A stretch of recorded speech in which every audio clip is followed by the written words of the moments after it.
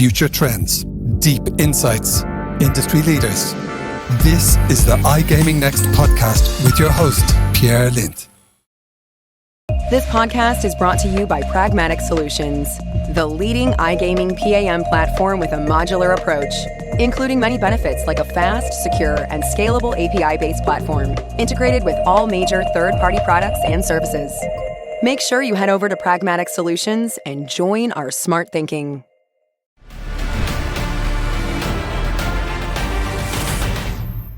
This podcast is brought to you by the Bombay Experience, defining the future of luxury gaming experiences from digital through to physical, seamlessly, flawlessly, exclusively. Visit bombay.io.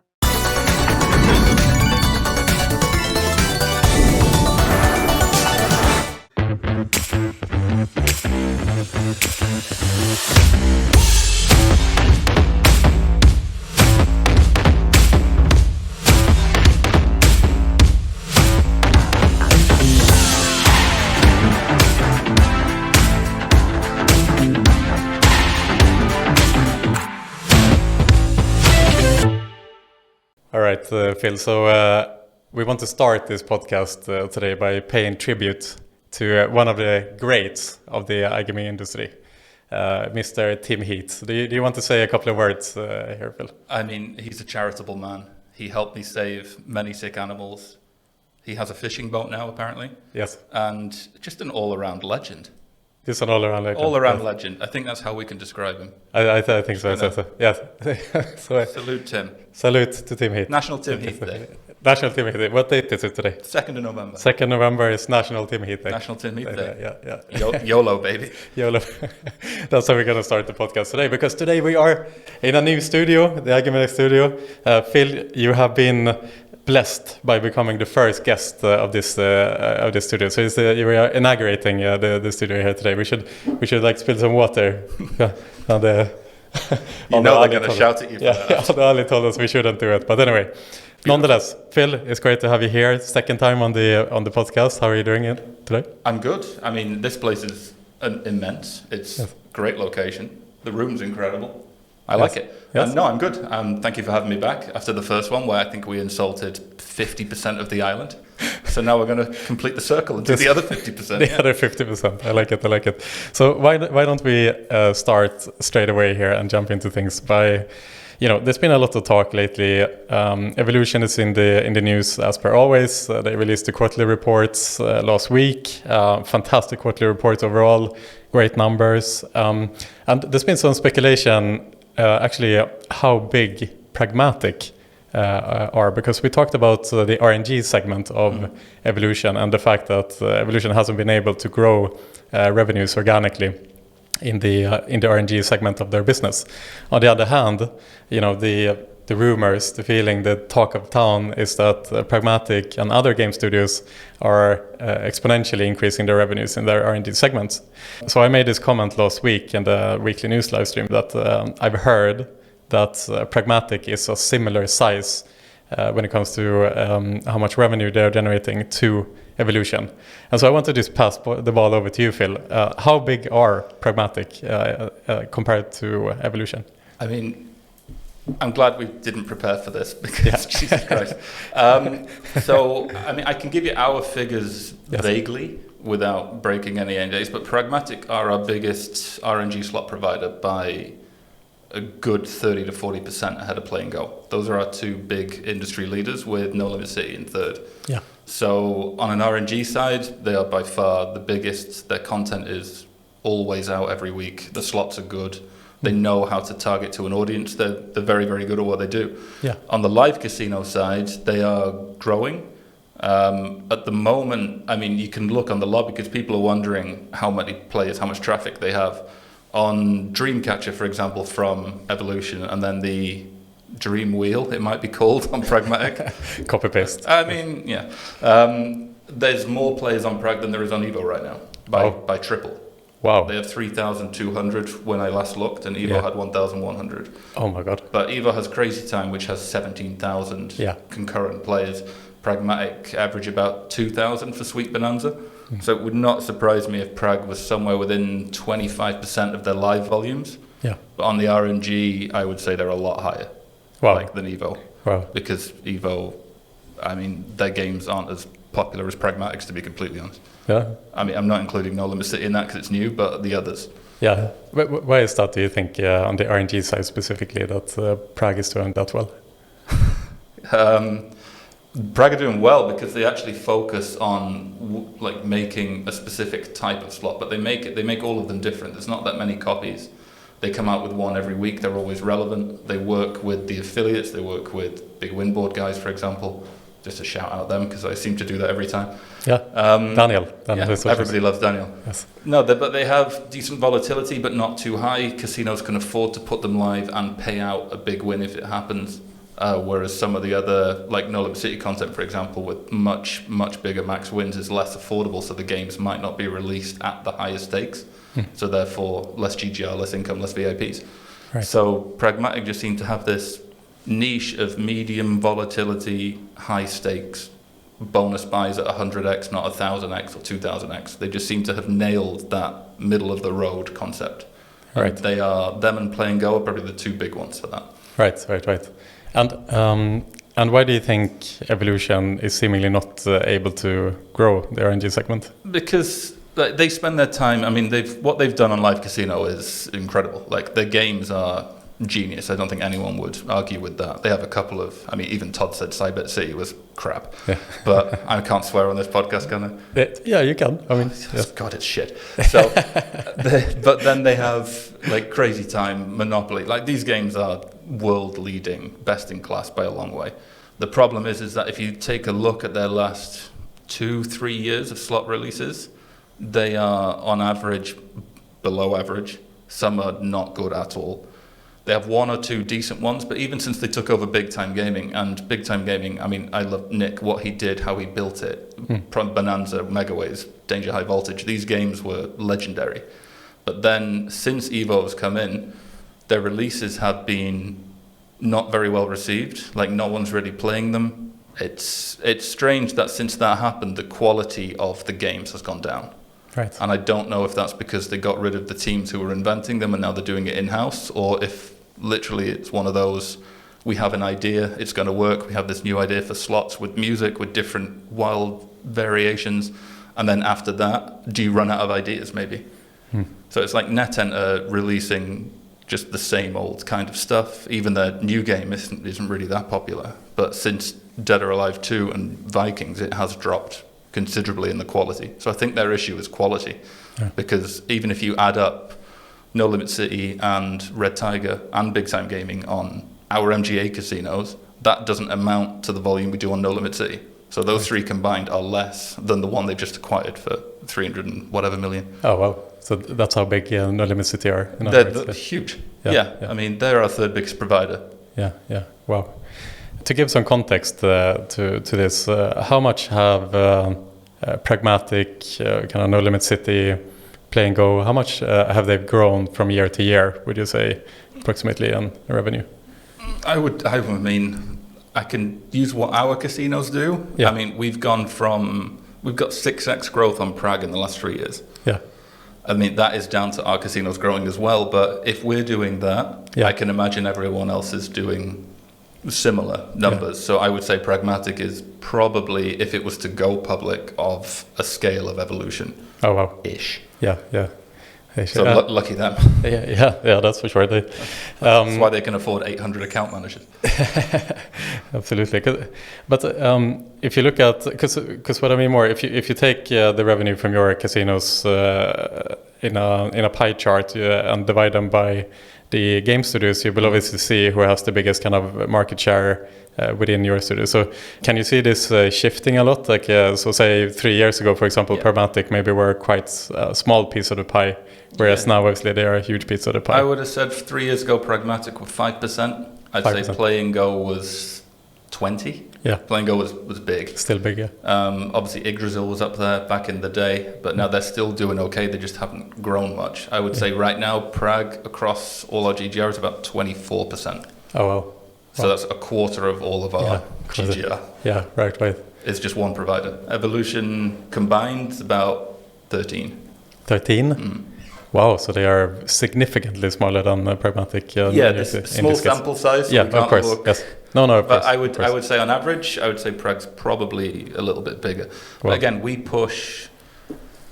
I mean, I'm trying to think of the nice way to do this without breaking any NDAs. We work with Prag quite closely on promotions, and they give us a nice kind of package along with our deal with them that we can use to promote their games through our gamification system, Unibo. Shout outs to Alexis. Yeah. And that system works really well. So the system he's built can work with a sole game provider to push their games, and then we will give away money to the winners of that tournament. Yeah. And Prag have given us money for that before. Yeah. And they do a good job of kind of looking after us and making sure that the systems and the promotions work well. Yeah. So their account managements are very hands-on even. Yeah. Whereas on the other side, I would say it's not quite the same level of care and attention. Right.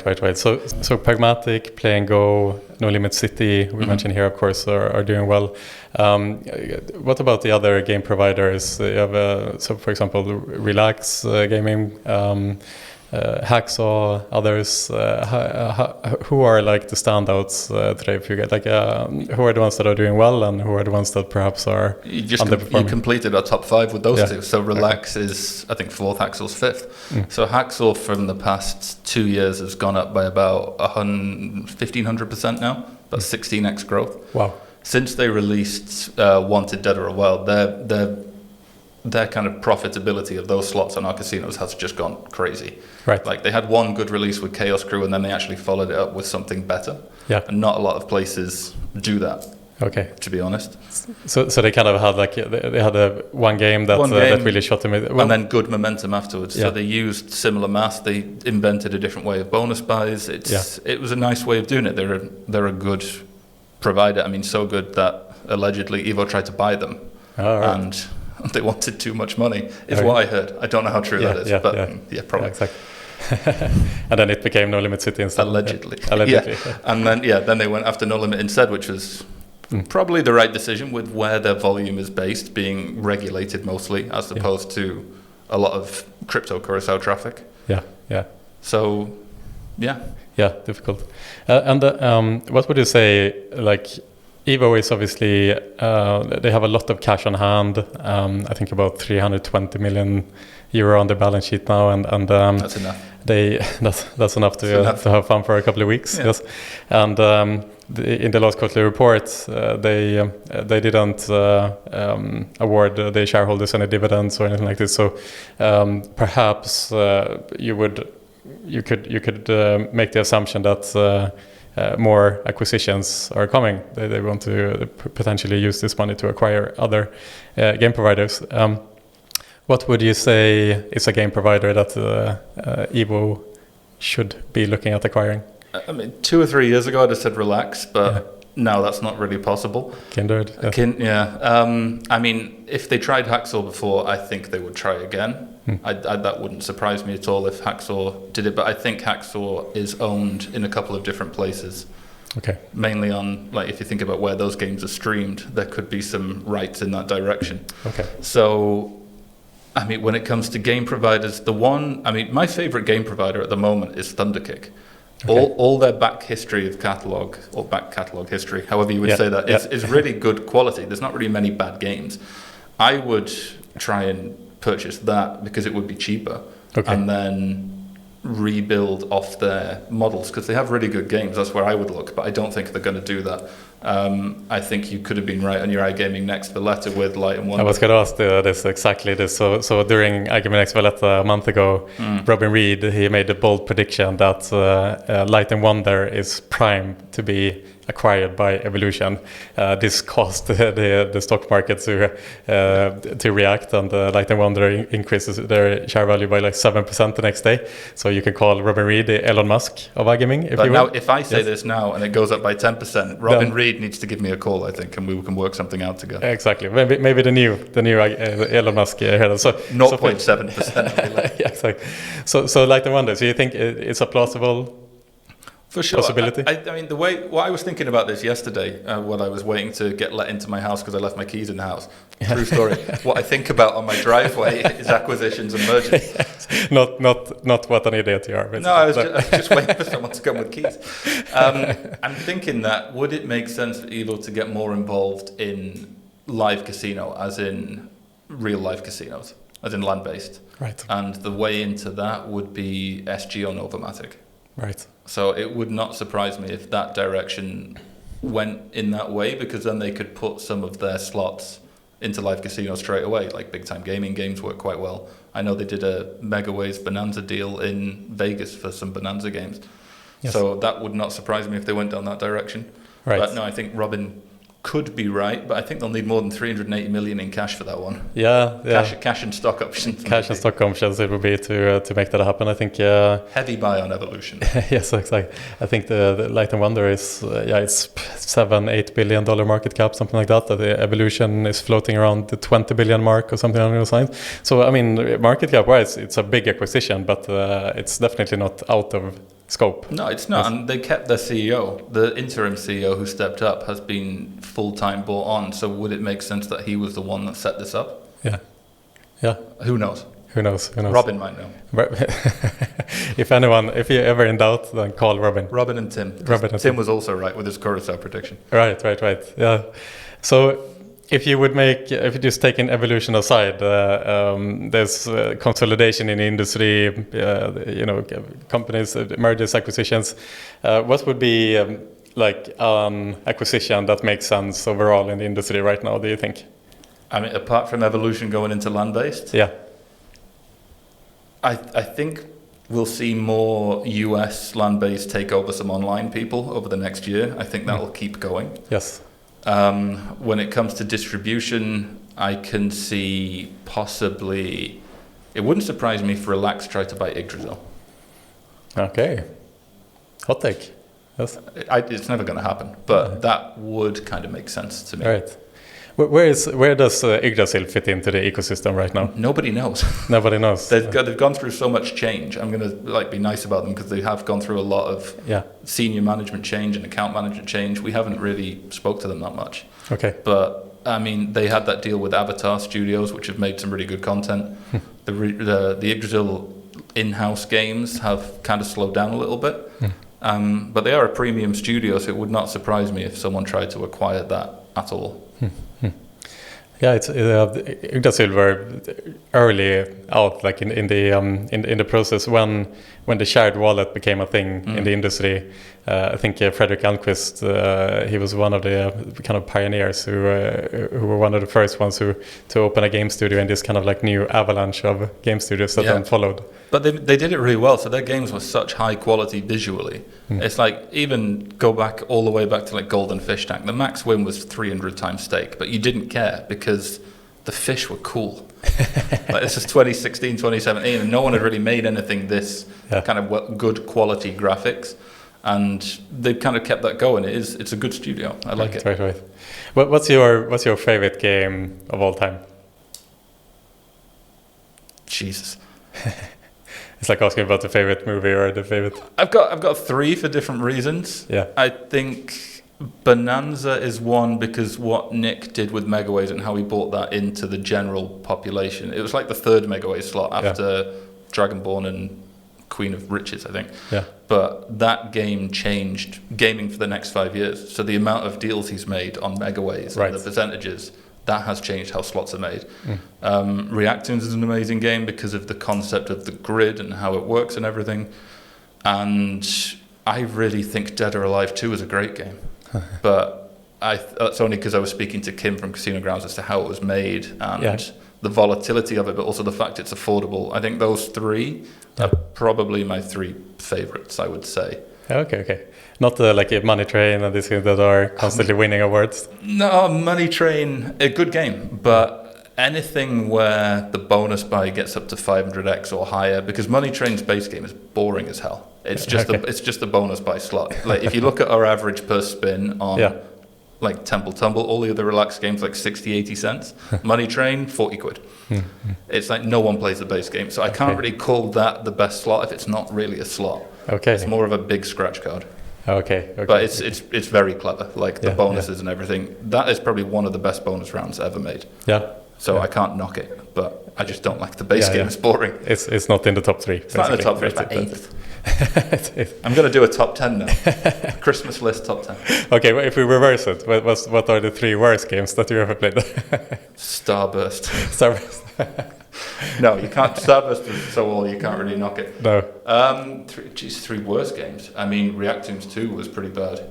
3 most disappointing, like the 3 worst games. The most disappointing ones, yes. That's a better word, I think. Yeah, I mean, the border from No Limit City was a bit disappointing. I mean, I love those guys, but I don't think that concept worked very well for what they were trying to do. I don't think many people play it. Reactoons 2 was very disappointing because everybody waited for so long for a follow-up, and they just made the most confusing slot of all time, which you couldn't really work out what was going to happen. Yeah. So I made a bet with the head of AM at Play and Go that Reactoons 1 would outperform Reactoons 2 within 3 months. And he said, okay, but never really made the bet, and I was right. So Reactoons 1 is still better than Reactoons 2.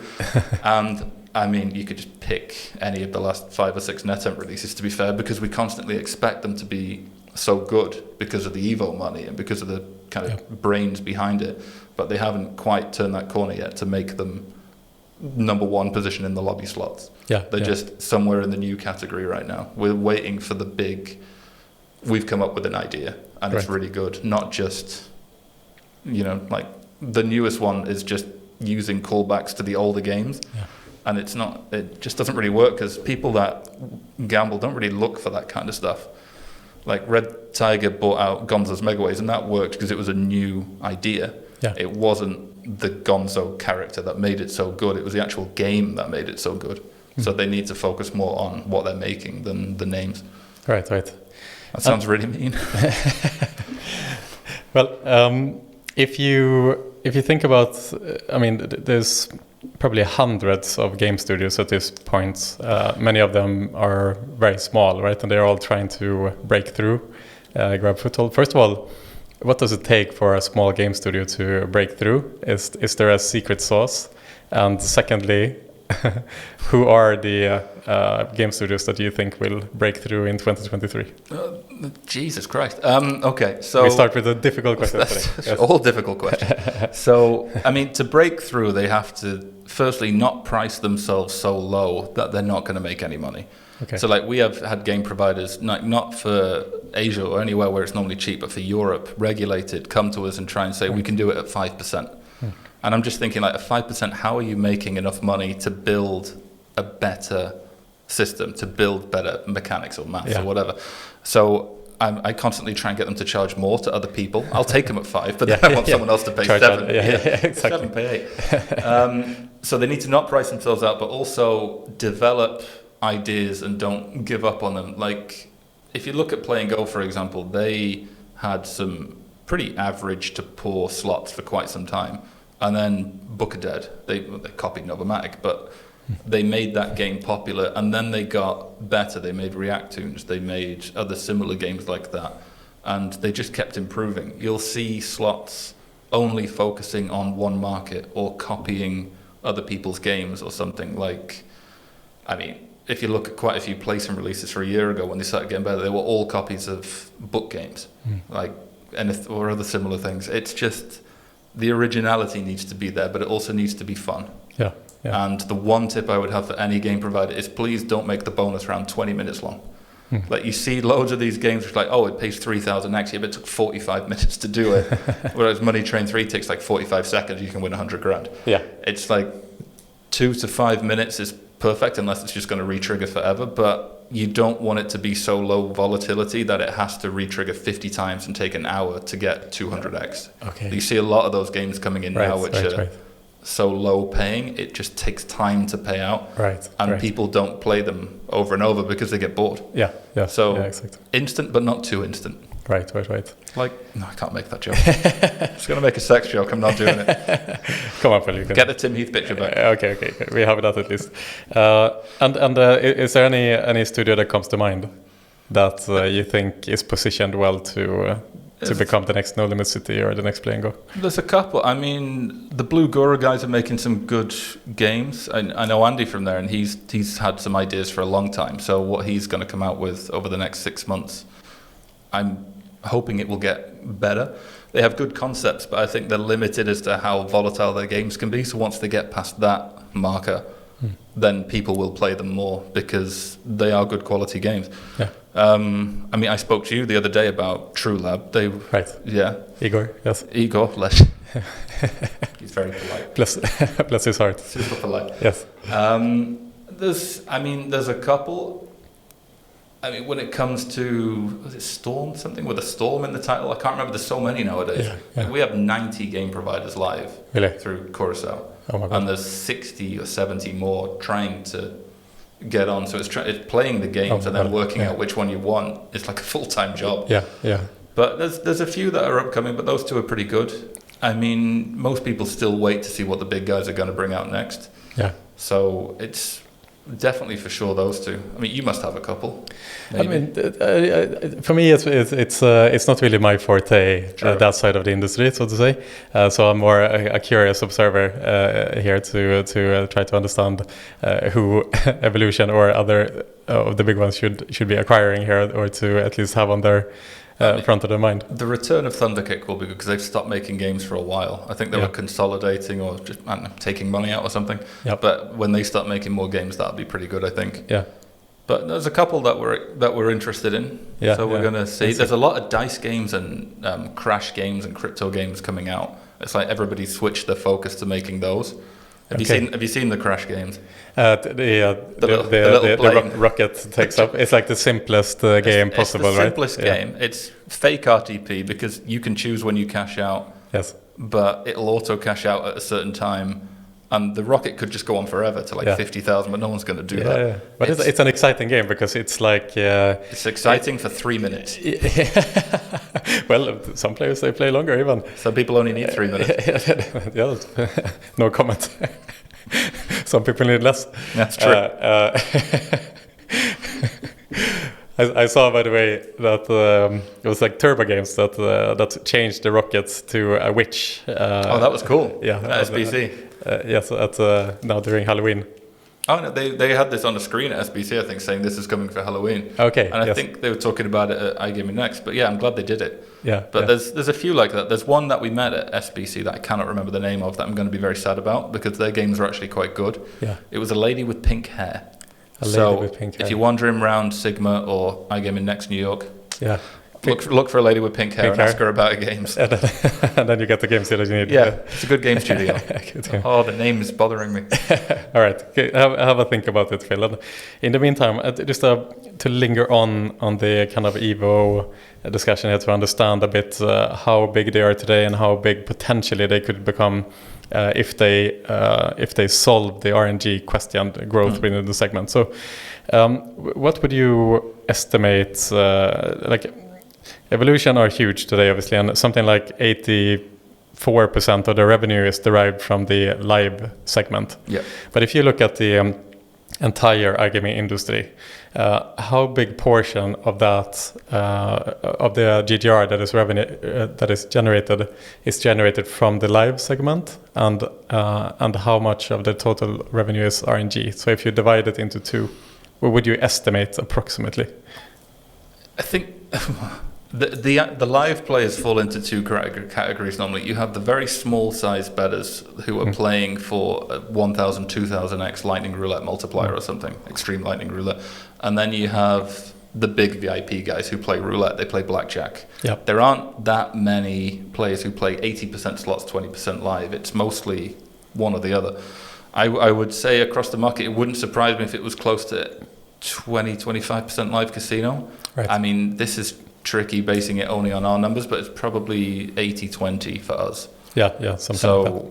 There's just a lot more slots than there is live casino. It's like there's only, I mean, God knows what Todd's going to come up with next, but there's only one way of playing roulette, which is spinning a ball. Yeah. And there's only so many times you can reinvent the wheel. Oh, hey.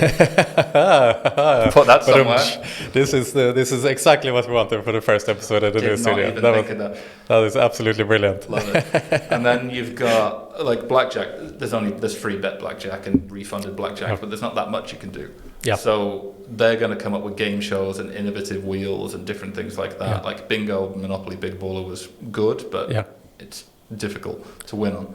Yeah. So the problem they have is they can only reinvent and evolve so much. Yes. And slots can go in any direction. Right.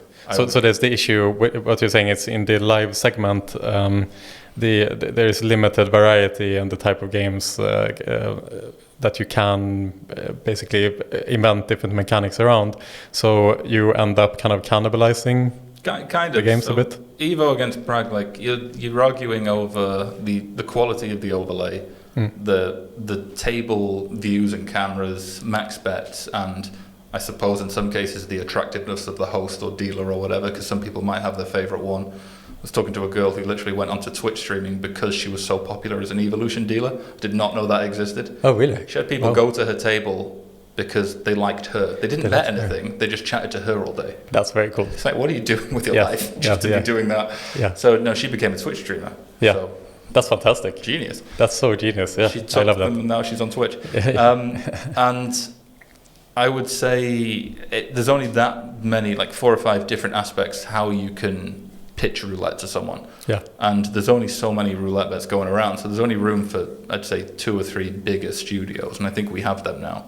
Yep. You're seeing people try and get into live casino, but it doesn't work. Like over the past couple of years, we've seen Authentic, we've seen, Evo bought Azugi, we've seen just kind of takeovers of the smaller ones by the bigger ones. That's what's going to keep happening, basically, I think. Yeah. I don't think there's going to be a big competitor to Evo ever. I would surprise me apart from Prague. Yeah. So I could see them getting bigger and bigger. So exactly. I mean, live segment traditionally was the traditional. You play roulette or you play blackjack, and obviously Todd and Evo innovated the live space by the launching the game shows. And that kind of that obviously generated a whole new pool of players.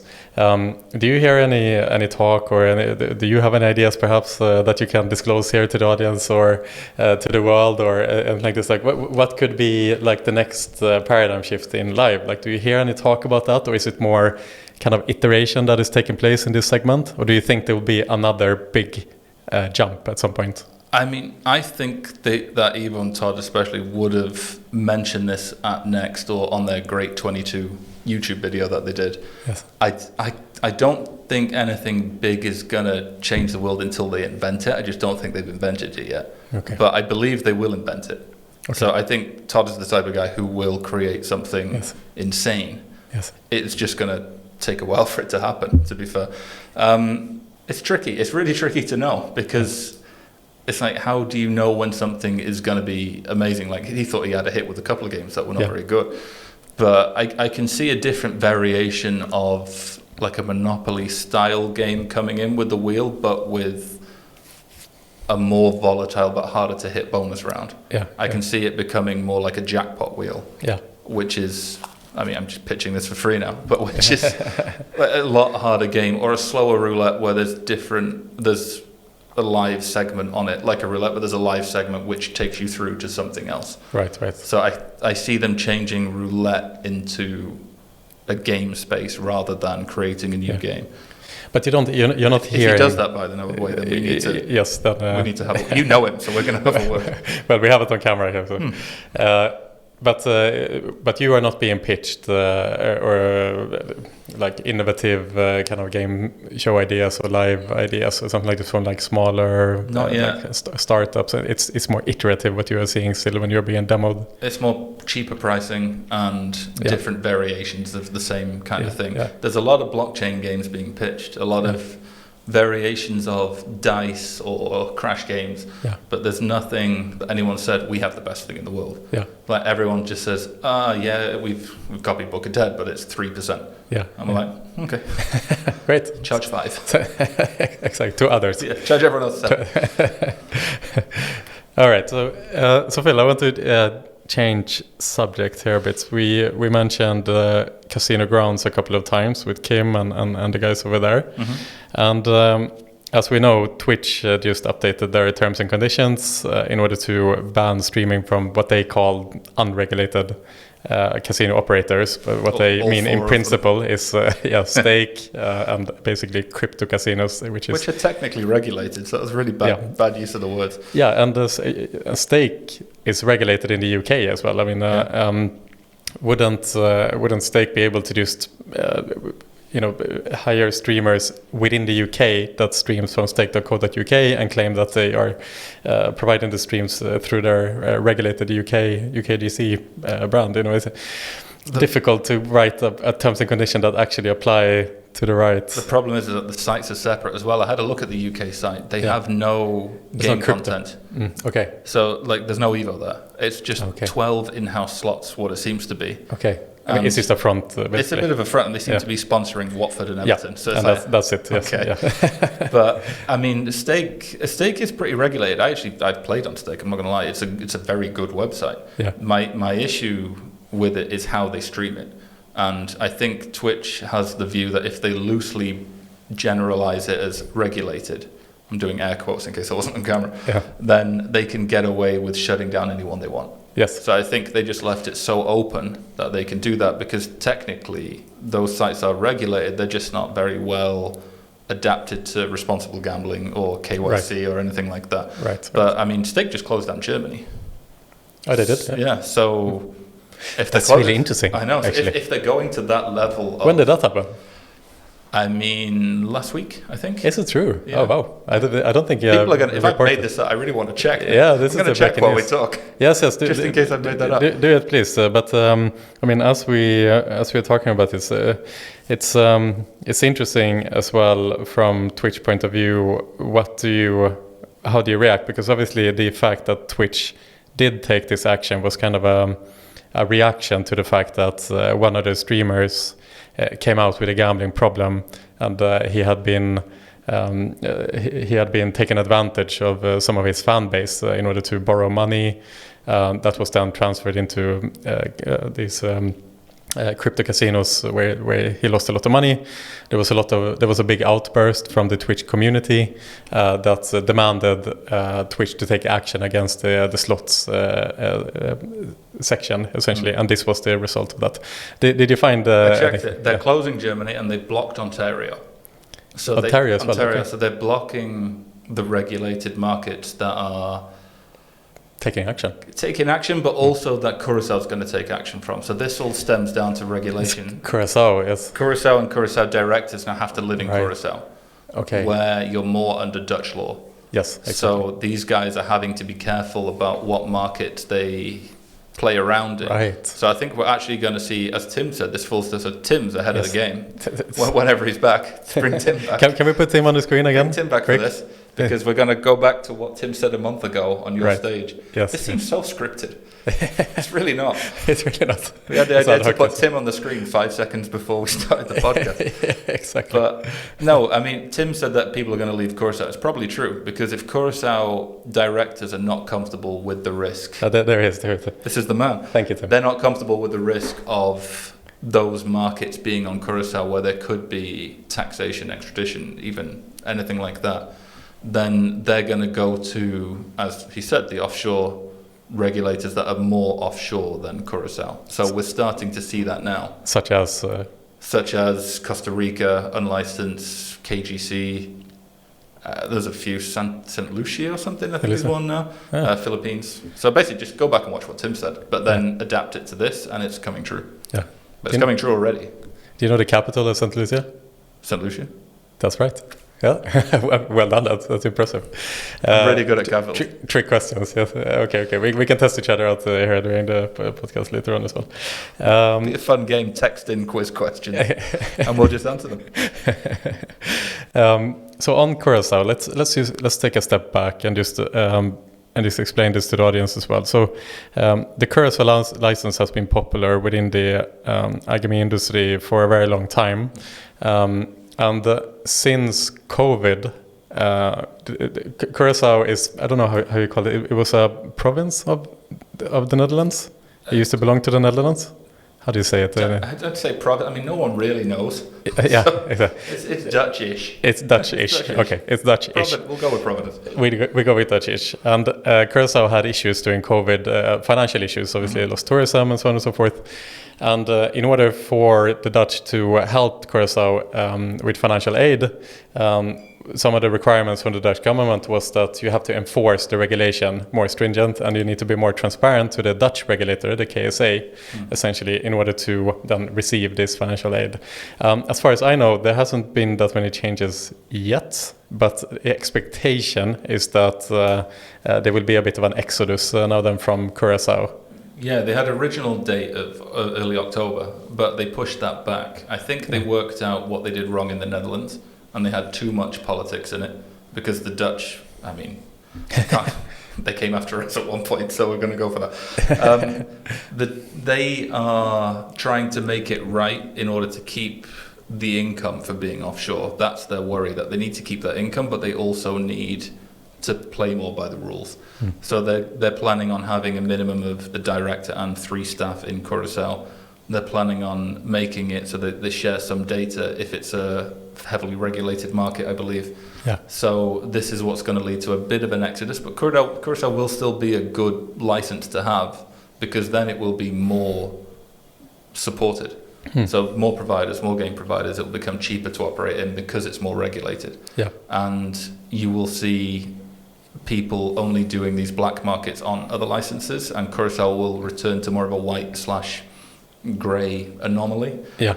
And because of the downfall of the kind of local regulated markets, like everywhere it's now regulated. In Finland next year is going to hurt a lot of people. Yeah. It's just going to keep going and going. Do you think Finland will become regulated? Yeah, for sure. Yes.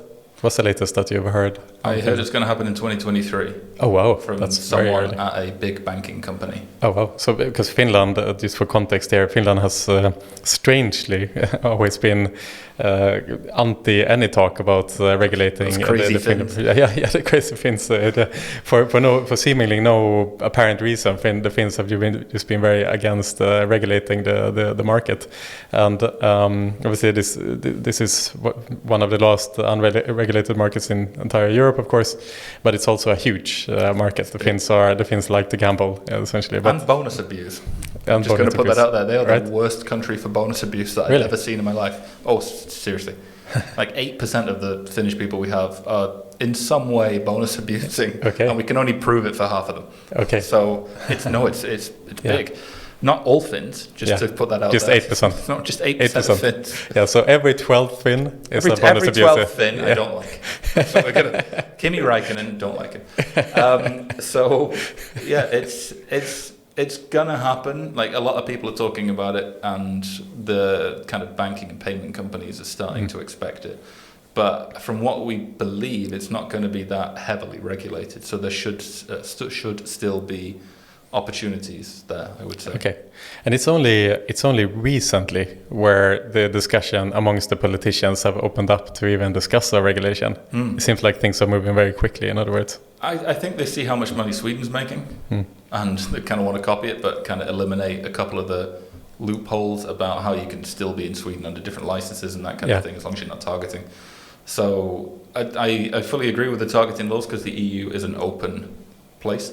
Yes. But you do have to protect your players. So I'm fully supportive of any EU legislation towards protective gambling. Yeah. And I really think they should step in at some point.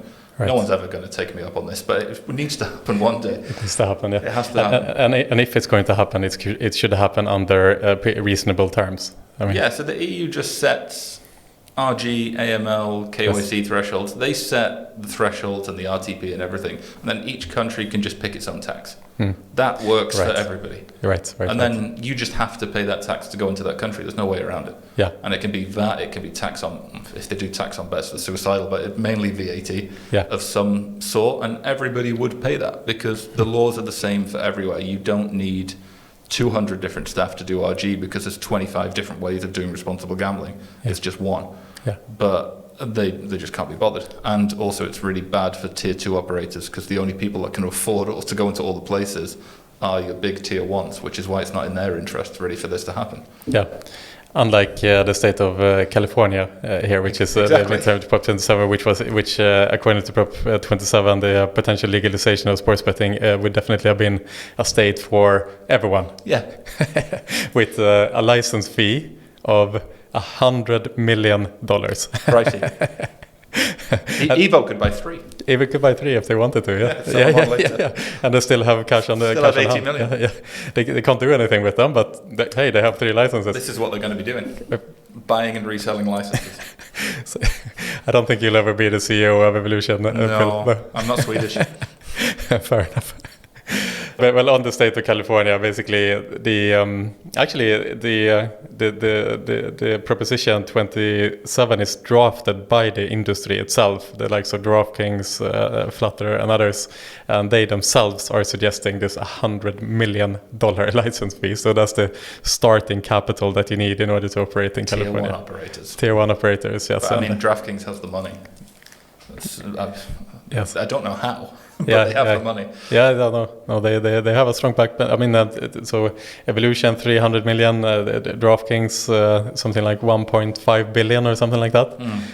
It's what kind of carries them through this time at the moment when they are losing 1 billion a year. I know, but even from a player side, that site it's amazing. It's what's been missing from sports in Europe for a long time. Yeah, they just don't push it. Okay. It's not pushed anywhere. They sponsor every advert in the NFL. They sponsor NBA courts. It's got DraftKings written on the court. But then you have, let's take Manchester United or Liverpool or Man City, pick your favourite. There's nothing. There's no things going around. There's nothing advertised anywhere. And this is a fun, more affordable, cheaper way of gambling because you're not betting big money. You're betting $3 and you're picking a team. Right. And that lasts a whole weekend. Yeah. This is way more responsible than doing a 10-team accumulator every week for 50 quid that you're never going to win. Yeah. It's also fun. It's mathematical in the history and the research of the players. I don't get why that isn't more taken up in well, they have a Maltese license because I play on it, but they don't have that many players. Right. So the parlays basically. Yeah, I don't get why DraftKings isn't bigger here for the fantasy side. It just makes no sense to me because their fantasy stuff is insane. It's live updated at every pass. Yeah. How do they get that? I mean, Amazon, but it's so good how it's done. It's faster than watching it on TV. Your DraftKings will update before it's happened on the TV. Wow. It's that fast. Makes no sense. I think they should be much bigger and much better marketed in Europe. Yeah. So I think they're owned by Flutter, aren't they? DraftKings? Yeah. DraftKings is its own company. Oh. Yeah. It's Jason Robbins, the CEO. He has actually controlling voting rights in that company. So he Flutter by FanDuel? Yes, exactly. Okay, I'm on the wrong one. Yes, exactly. So now I sound stupid. So after an hour into this conversation, and we realized it was just a charlatan that we were talking to here. All right, roll up the tape. But going back to Twitch again to talk about this, like, do you think is it the right move of Twitch to ban stake.com and other streamers? I think it's the right move to ban that way of streaming.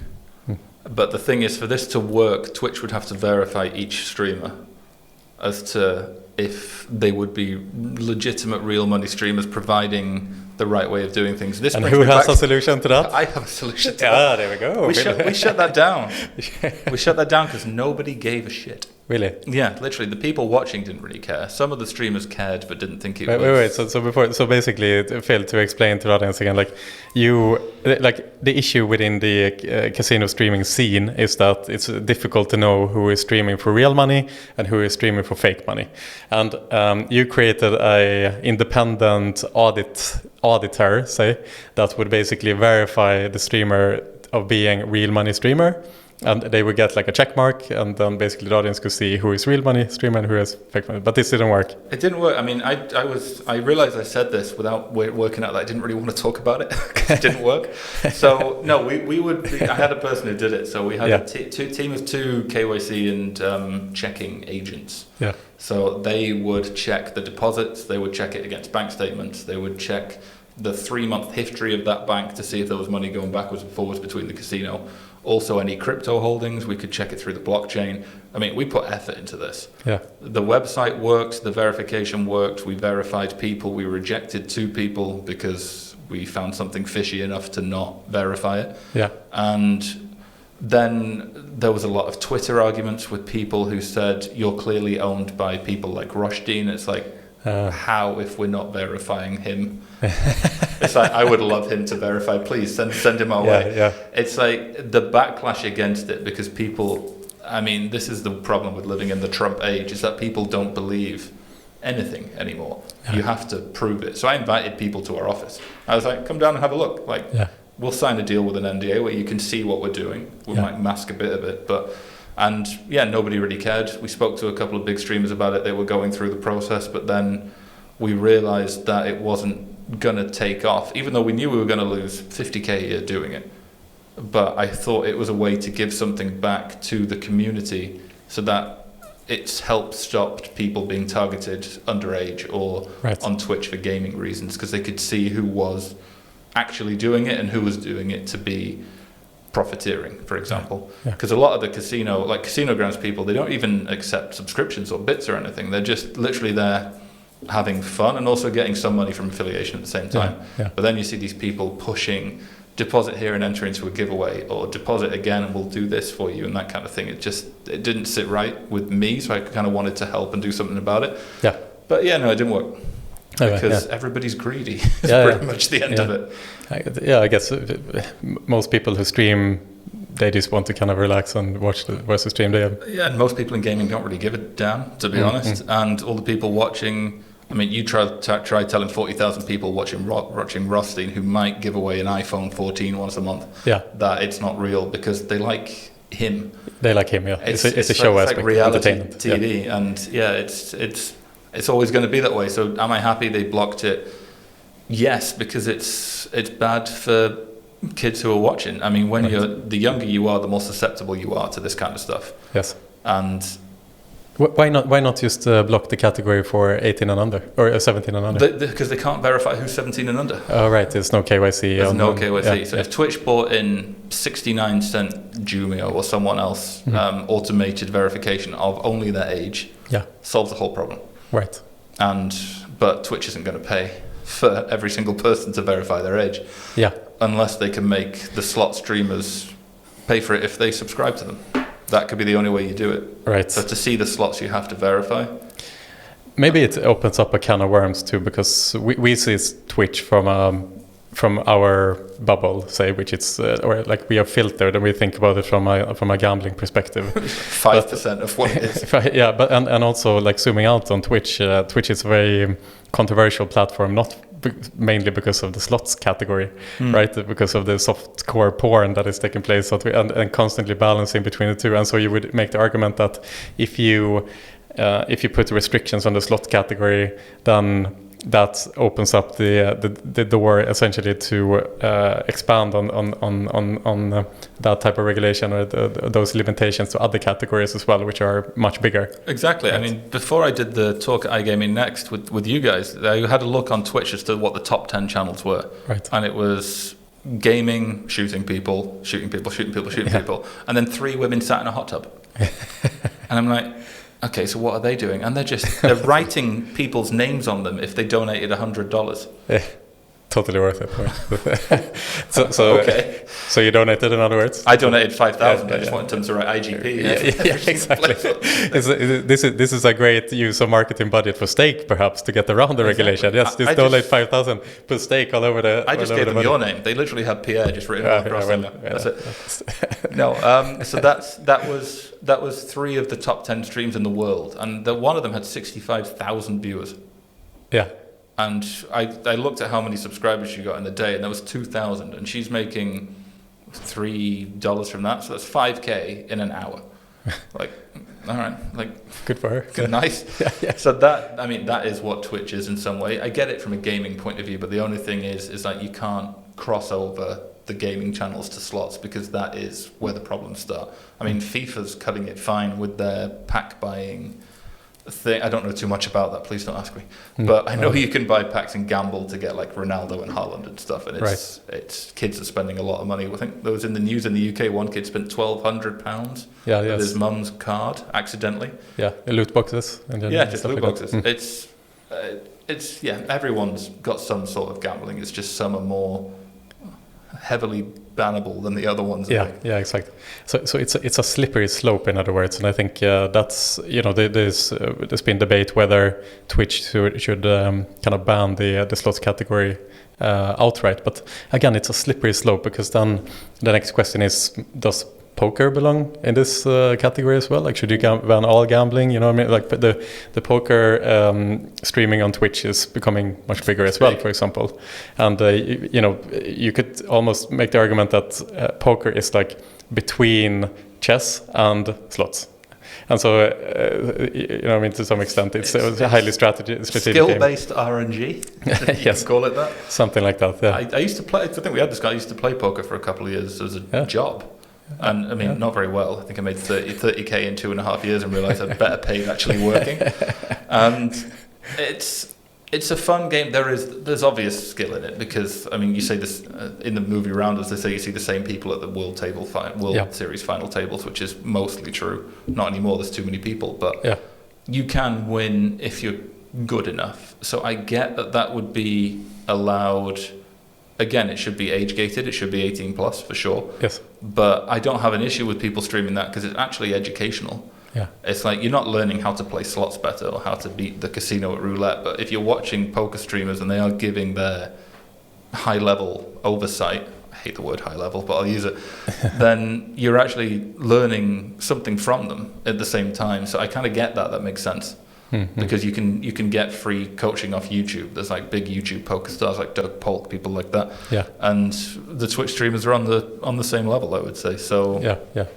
I think that the point is just that like it becomes a slippery slope, and I think that Twitch wants to avoid having to take this big steps to kind of ban a category outright or implement very heavy restrictions on the streams, because it's just going to keep going down the slippery slope to avoid to affect other categories as well. They just need this wall. Behind the wall is slots, poker, 18 plus. To access that wall, the same as you have to do on Sky TV or anything, you have to verify that you're 18. Yeah. You can do it off a credit card. If you own a credit card, you have to be 18. Yeah. Enter your credit card and it'll charge you 10 cents. You can do it that way. Yeah. They just don't want to. Yeah, because obviously there's additional friction, and how much of their liquidity will they lose? You know, like 20%, 10%, 30%. I mean, can they build any more penis ships if they keep losing 20% of Amazon? Oh, no, he sold it now, hasn't he? They sold it. Amazon's been the guy. What's his name? Jeff Bezos. The guy with a penis rocket. He sold Amazon, or he's retired from Amazon or something. But I get it. No, if they keep losing their money, they're not going to be able to afford more Blue Origin stuff. Yeah, exactly. No, he resigned as the CEO, Jeff Bezos. I think to pursue his personal activities. He did a good job. Let's be honest. Insane. But actually, there's a fun graph if you look at the revenue breakdown of Amazon. That we can take it back to the early 2000s, just before the IT bubble. Just to put some context into Amazon and the IT bubble overall, it took Amazon like 10 years to recover their share price after the IT bubble burst. So at the height of the IT bubble, it was not until like 2011 or 2012 where Amazon was worth as much as it was in 1999. That's pretty insane, yeah.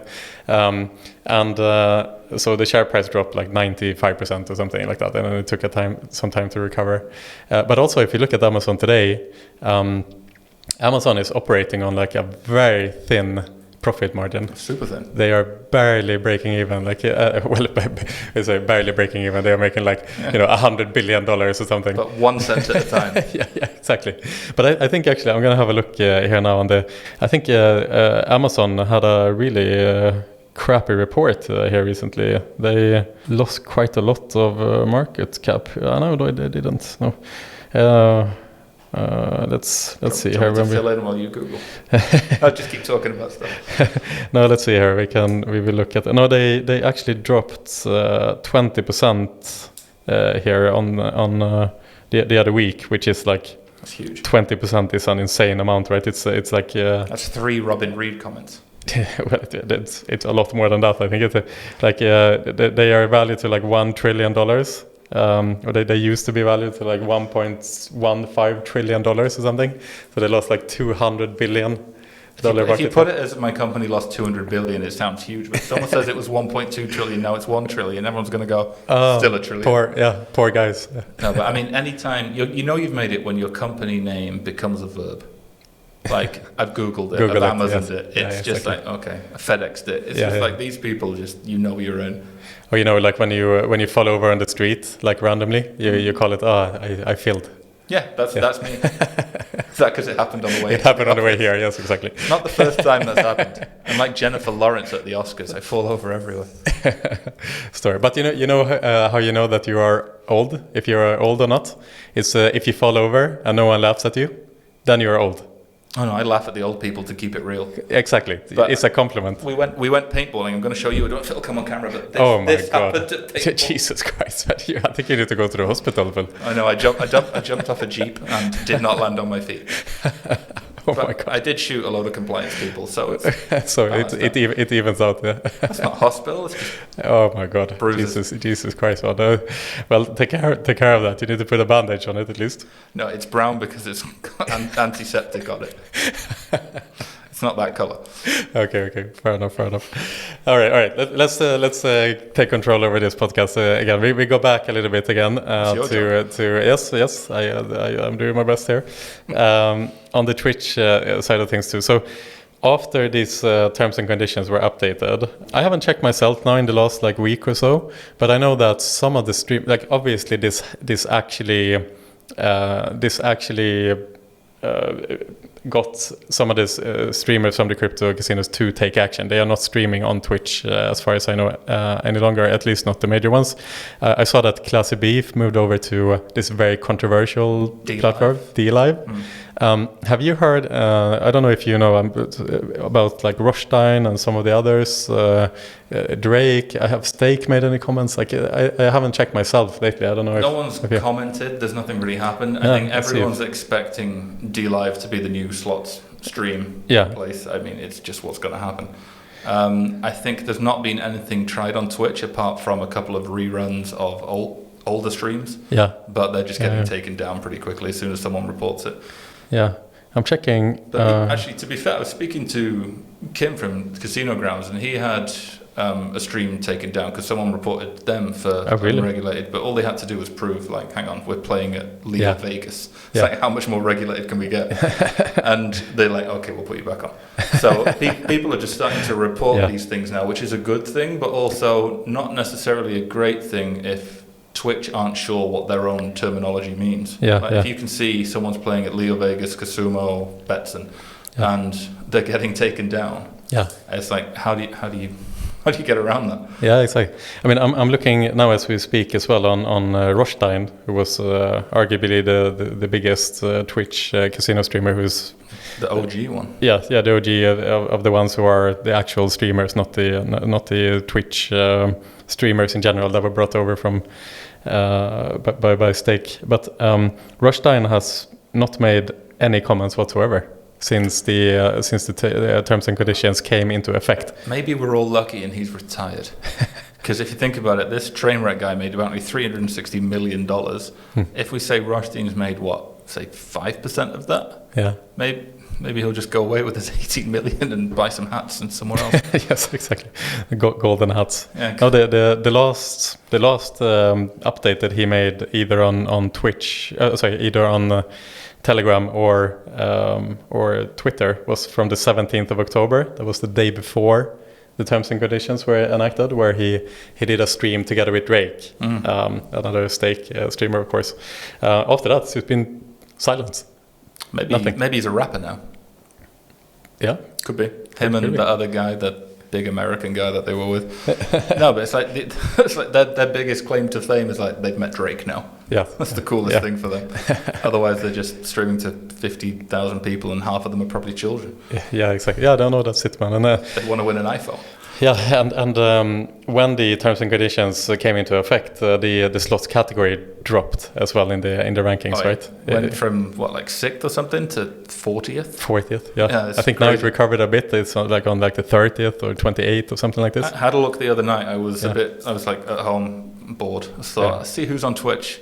And apart from the like Casino Grounds guys and Spin Twix or someone, there wasn't that many. So like the big ones are now the real ones. Yeah, exactly. But I feel better with the fact that I know that the ones streaming now are the ones who are RG friendly. Yeah. And they're depositing on sites which have KYC limits. Yeah. And which have blockers to stop people from under 18 depositing crypto. Yeah. Like that makes me happy. What I hear, like the business model of stake, and correct me if I'm wrong or if you know anything more about this, but as far as I understood, basically the contract that they wrote with their streamers like Drake, Classy Beef, and Rothstein was that they were given a lump of money each month, and they are obviously not allowed to just pocket this money, but they have to turn over that money on the stake X amount of times in order to then by the end of the month withdraw whatever is left. I heard the same thing you did. I don't know if it's true. That's the thing. I don't know. I know that they were given exclusivity payments. Right. So in cash that they can keep. So they were given like a fixed amount that for them. But I would say that what you're saying makes a lot of sense. Yeah. I mean, I don't get why Drake would do it. I still can't get my head around why, because he isn't betting that much money. I mean, the man's worth 200 million or something at best guess, and he's losing 7 million in a night. Yeah. In 20 minutes at one point. Yeah. It's no. But then can you add in how much he is paid then? I mean, but it's again like the way to look at this, and this is where I need to be really careful. Yeah. Is allegedly. Yes. You can get 1 or 2 game providers to give you 2 integrations in your casino.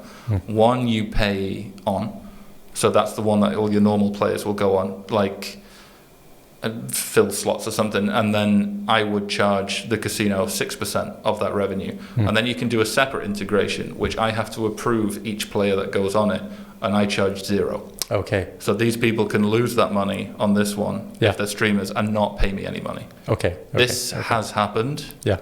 I know it's happened. I can't say to who it's happened because I did once and I got threatened with a lawsuit so fast. I had to delete a LinkedIn post. It's the one time I've done it. Oh, really? Seriously. But that happens in at least 3 or 4 game providers, which are of medium to big size. Right. Touchy subject. For them. Yeah. For me, I'd love to say it. Yeah. But I'd be blacklisted from the island in a bag somewhere. Yeah.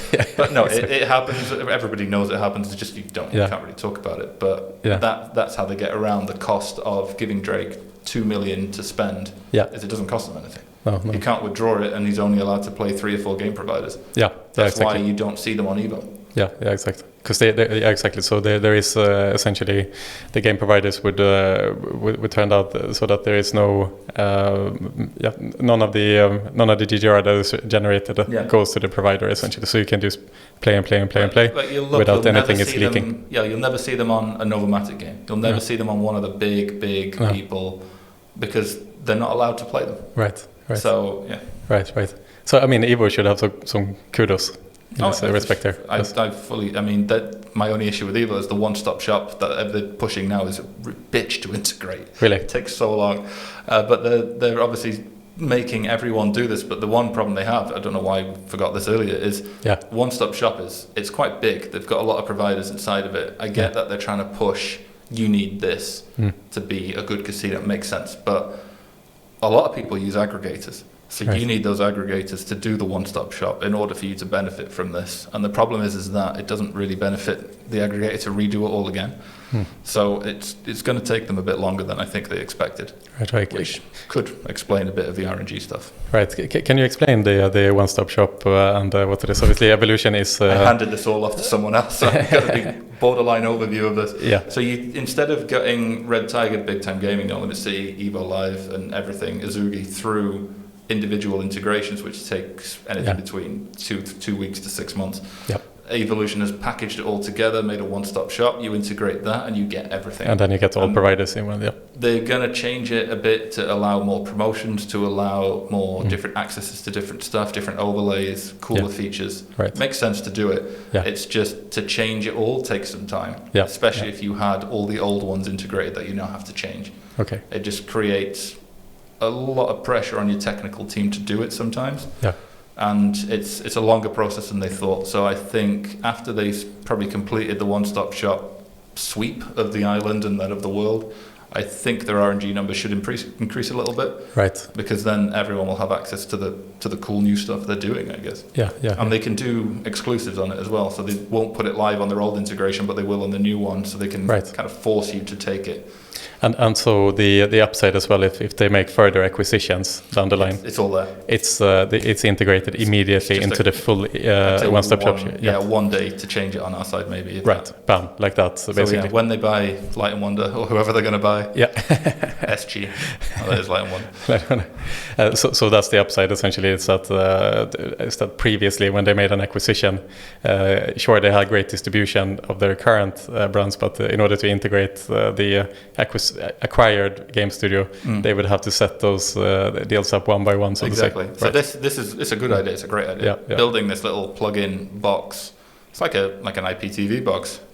Just as soon as they update it, you get it straight away. That kind of thing it's a good idea. Yeah. Bingo, what they're doing is really cool. It's just slow. Yeah. Bingo, bango, bongo. Lingering, the final part as well on Twitch is we talked about D-Live here, which has been become kind of the alternative to the say nefarious streamers that are not allowed on Twitch any longer. And if you go on D-Live's Wikipedia page, I've never done this, so have you never done this? Okay, so I'm gonna do this now. You'll see a pretty interesting kind of introduction of what D-Live is and the purpose of D-Live. So essentially, D-Live is an American video live streaming service which was founded in 2017. It was purchased by BitTorrent in 2019. So here comes the interesting part. Due to the site's lax enforcement of prohibited content guidelines, D-Live has become a popular alternative to YouTube and Twitch amongst white nationalists, conspiracy theorists, and neo-Nazis, amongst other extremists. I mean, that's where I'd put my casino stream. You've got a choice of me, the KKK, and Donald Trump talking at any one time. Absolutely done.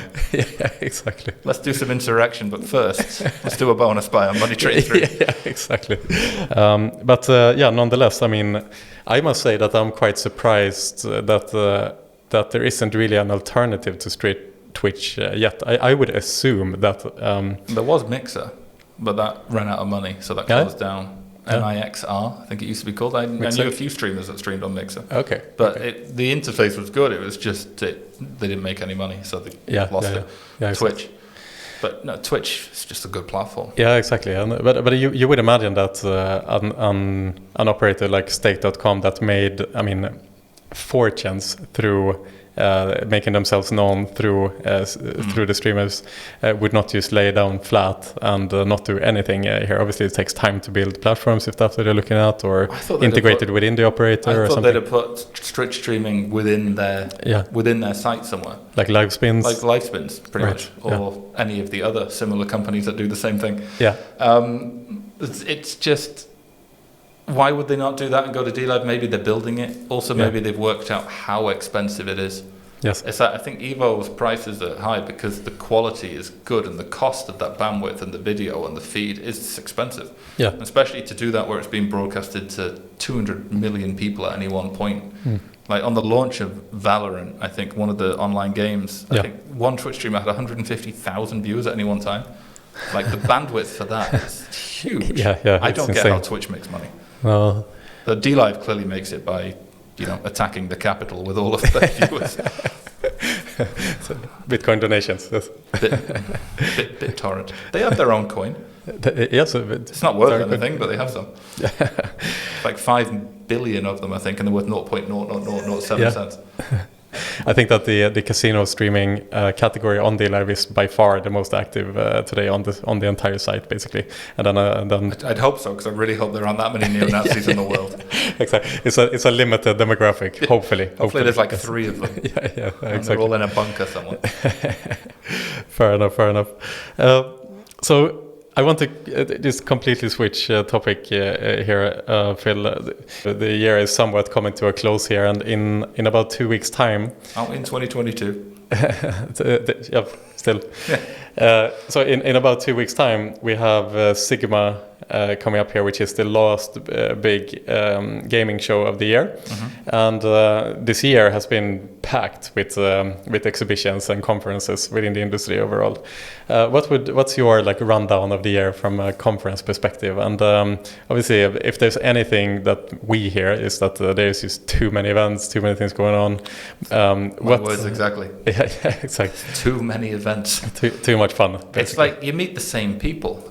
There aren't that many people looking to add new slots. It's mainly for affiliates, which makes sense. It's mainly for acquisition and new things that have come out. But has there anything really changed between ICE and ICE was in April, and then Amsterdam was a month and a half later, and then Singapore was 3 full weeks after that, and then Barcelona was 2 weeks after Singapore, and then you have iGaming Next in Valletta, which is a different kind of conference. That is about the people and learning and listening. You're there for the interactions more than that, which is why I love that show. It's great. Oh my God, if you ever need a hype man, call Phil Pearson. Seriously, I mean, if you're ever going to invest, Tim Heath. Exactly. Tim, if you're listening. Tim invested for a reason. Yes. But no, that kind of speaking on a stage with more than 6 people it's crazy, it's weird. I like it, and at the same time I didn't think I would like it, but also to hear people agree with you and to speak to people outside where there's 300 or 400 people smoking at any one time, because all people in gaming smoke, obviously, for the stress. So it's that is different. So 1 or 2 of them a year, like you've done, makes perfect sense. But the fact that there's so many exhibition-based shows like Sigma, there's one right now in Miami. Yeah. There was G2E a couple of 2 or 3 weeks ago. It costs, I worked out, to send us with a stand to every single gaming show would cost somewhere north of 3 million. Yeah. And in a nice way, who the hell is affording that? It's you're just not. You might send one person, but then how is that one person gonna... Fast Track's been at every single gaming show this year. Fast Track make that in a second. Or Oracle. So yeah, these people, they send someone whose job is just to go around the world, but how many people are they really going to meet without a stand, without a way to do everything? It's all social media. And all you're using social media for now is setting up meetings. Why not just have the fucking meetings on social media? Yeah. It's just so much easier. And then just stick to 4 big events with a couple of the conference style events. Do one every 2 months. One every 3 months. It's perfect.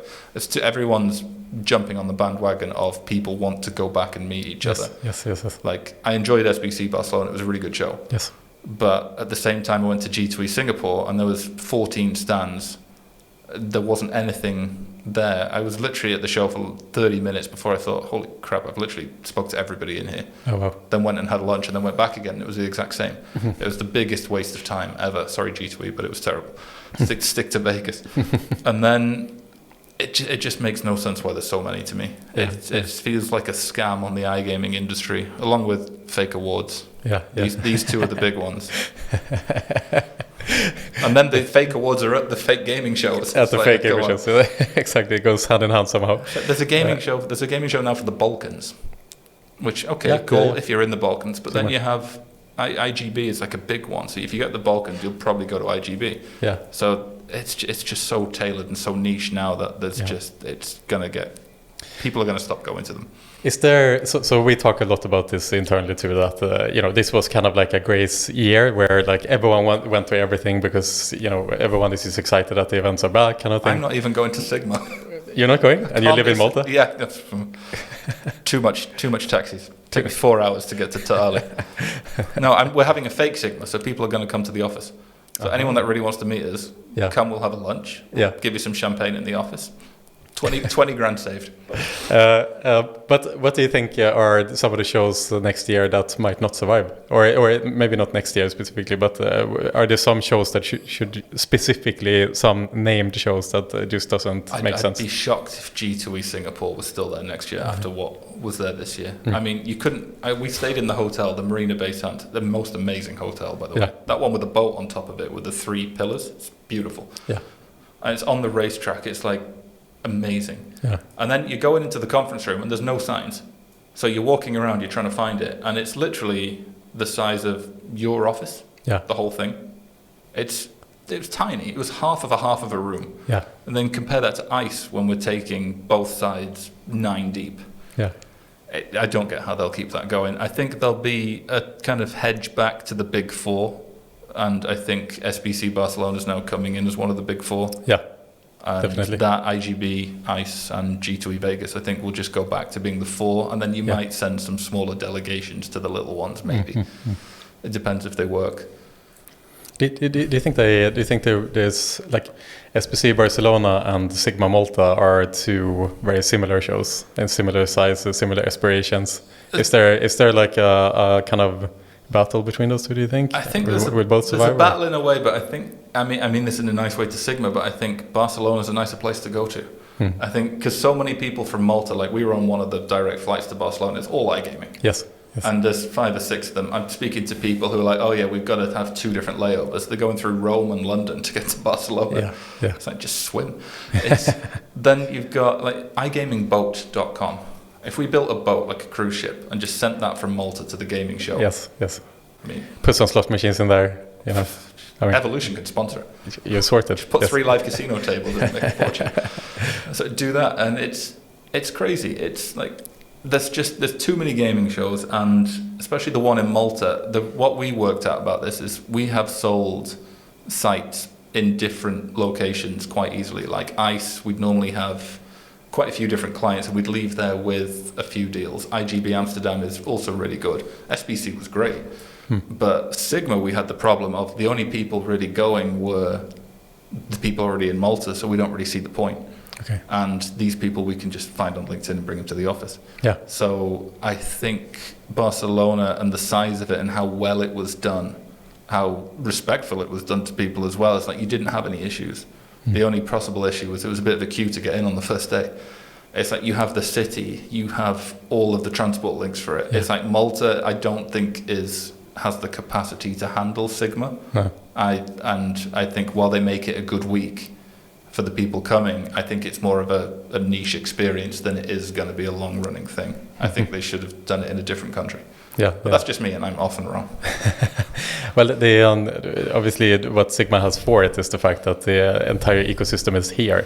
So so actually to attend and to exhibit, you don't have to fly the entire staff here. It's actually for many of the That's why it works. But again, then you're only meeting people that are here, which is why you're not selling or making as much as you would in London or in anywhere else. So I think it's, especially if Malta loses gaming, which if this tax changes and is possible, then what are you going to do? That 2023, 2024 is going to be really interesting for if we all stay in Malta. Right. Do you think so? Potentially the corporate tax harmonization by the G40 or whatever it is, the fact that that we might see a global regulation of corporate tax at a minimum of 15%, whereas Malta today has this foreign corporate entity structure of 5%. So that would mean, at minimum, corporate tax will increase 10%. Do you think that will mean an exodus in Malta? It could if you go to a non-G40 country. But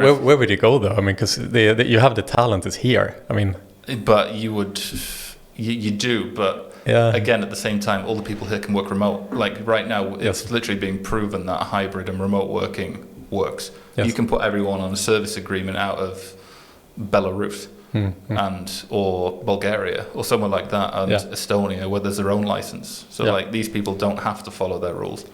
I wouldn't be surprised if that happened. And then there was a lot of remote workers who just lived in Malta, paying Maltese tax, but the companies got away with saving 10% by moving abroad. It would not surprise me. Yeah. And if anyone can find the loophole, I think we have the industry to find those loopholes. Yeah, exactly.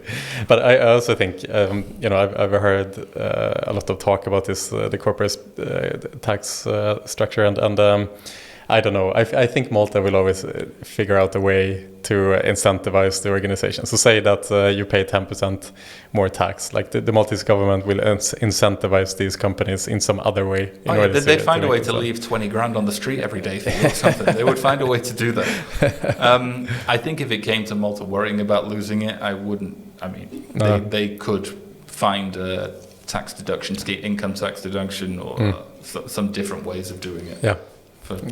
Yeah, I think Malta is fine. Honestly, like after 20-something years of building infrastructure in the gambling sector, the only government in the world who is gambling friendly, so to say, and supports the industry.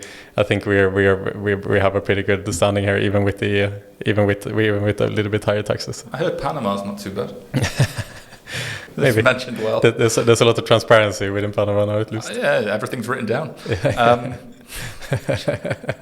This is a funny podcast. Just gotta go with it. At least for us. Taking a step back here onto the gaming shows. So did you hear? Did you go to WGS anytime? No. Have you ever been there? The one that used to be in Barcelona? Yes. No. It's been there for like 16 years, WGS. Oh, then no. No, okay, then definitely. Okay, so they announced it's owned by Terrapin, which is one of the biggest conference organizers in the world. Mm-hmm. So Clarion and Terrapin, they are like head-to-head, essentially. And Terrapin, they aren't doing that much gambling as Clarion Gaming is doing, of course. But WGS was the gambling conference that they had established. But they actually announced yesterday that it's closing down the WGS. So that is one of the first victims in this kind of saturated markets. I did not know that. Which is sad, It's WGS. It was a really nice conference. Barcelona at the W, always a nice crowd, always like really senior people there. But man, they did it. It's just a difficult market right now. It is, especially for senior people. Like it's hard to get. Like if you're walking around, you will see a lot of AMs, a lot of sales managers, BDMs, but you won't see that many big senior positions. So I find it cool if there is, like at Next there was a lot. Like I ran into the CEO of like 6 different companies. And they spoke like they knew me, and I was like, oh, this is cool. I should really be your hype person for this. Next year on LinkedIn. Yes. I want €50. So I think this is that kind of a gaming show will always have a space. But I think, is there room for more than 3 or 4 big shows where it's just for even the people who want to come and see the games? It's like I don't think we can keep up with how many we have. It's too expensive. It's way too expensive. Yeah, exactly. And I mean, then next year you have like a lot of new shows being added. So Sigma is launching 4 new shows next year. I think that might be a one-off for launching 4. A couple of them may stick, but. There's quite some interesting ones. I mean, they are launching Africa, which is kind of that one could be good. Which is kind of lacking a show at the moment. There's been some attempts previously. I know Rory, our head of commercial, he did an event in Kenya, I believe. They did Ice Africa once. Yeah, that was Rory, who is now for us, who used to organize that event as well. They did that, dabbled in it. It didn't really work out, kind of thing. No, we said no. We were asked to exhibit at Ice Africa when it was in, I think, Johannesburg. I think the first one was in Johannesburg, like 2019, 2020, 2019. And the price of a stand, it started off quite high, and then you could see it was coming down. So you're like, they're struggling to sell. We see what's happening here. It's like now, like Clarion for Ice is trying to sell me at triple the price it was last year. And I'm like, okay, come on. Really? Oh, yeah. It's increasing a lot? They're all increasing. SBC is increasing, Ice is increasing. I mean, there are ways where you can pay the same, but they are busily selling out these spaces. Yeah, I heard from someone yesterday who said that Sigma had also like tripled the prices from the year before. Sigma was expensive this year. Yeah. Yeah. Not the reason why we're not going, just because there's just no need. Yeah, exactly. But for Sigma, it's fine. They are selling out the show anyway. Exactly. So. We're sending a few people. They'll they'll go and investigate. But especially when they launched the thing about no loitering at stands. Yeah, I saw that too. I was like, what's the point of going? I saw this as well. I was waiting at the Play and Go stand for like 20 minutes once. I'd be thrown out for that. I'm waiting for the head of AM. Like, come on.